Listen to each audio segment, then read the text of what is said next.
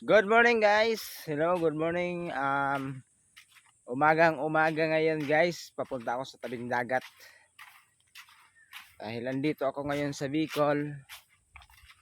Titignan natin yung tabing dagat. Ayan.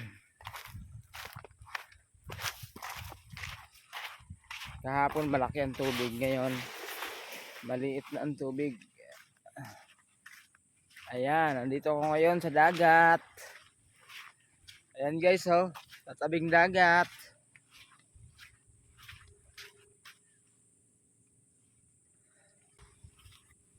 Guys, mamaya-maya maghahakot kami ng nyog kasi magkukupras kami.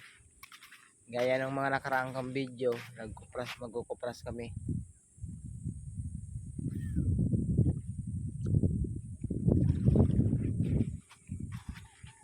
Ganyan, ganitong oras pwede mamingwit.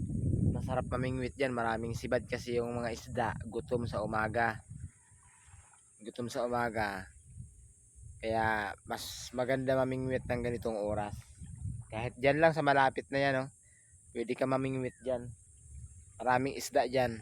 Kahit nga dito ka lang nakatayo, itatapon mo lang yung ano dyan, yung bingwit. May masisibad ka na dyan pang ulam-ulam. Dito mayroon din dito nakukuha Papakita ko sa inyo guys ha. Mayroon dito pwede makuha ang ulam May makukuha ang ulam dito. Dito may makukuha ang ulam Dito ako sa buhangin. Dito ginaganon lang yan Ginaganon lang ang buhangin. May makukuha ka ng ulam dyan. Shell. Medyo mahina kasi malalim pa yung dagat. Pag medyo hanggang dyan ang dagat, basta may shell dito nakukuha, yung maliliit na shell katulad nito guys, oh. Katulad nito, oh.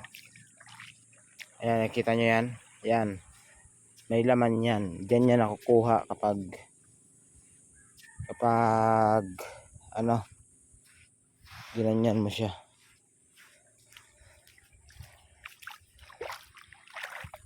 Sarap maligo,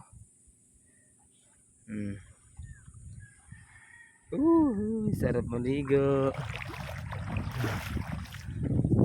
Sarap maligo, oh.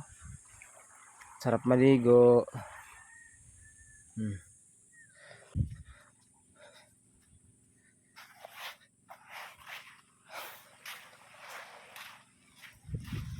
Ayan guys, pupunta ako doon guys sa ano, kasi bukas maghahakot na kami ng nyug kasi magkukupras kami. Medyo nalibago ako guys sa klima dito guys kasi paggabi sobrang tahimik. Nalibago ako sa ano, yung sa pakinig ng, kasi hindi mo marinig mo, ibon lang. Parang basta masarap sa pakiramdam. Tatakbuhan yung mga baboy, oh. Tatakbuhan yung mga baboy. Okay guys, sige guys, kasi magkukupras kami ngayon. Okay guys. Hold up. Yeah. Hold up,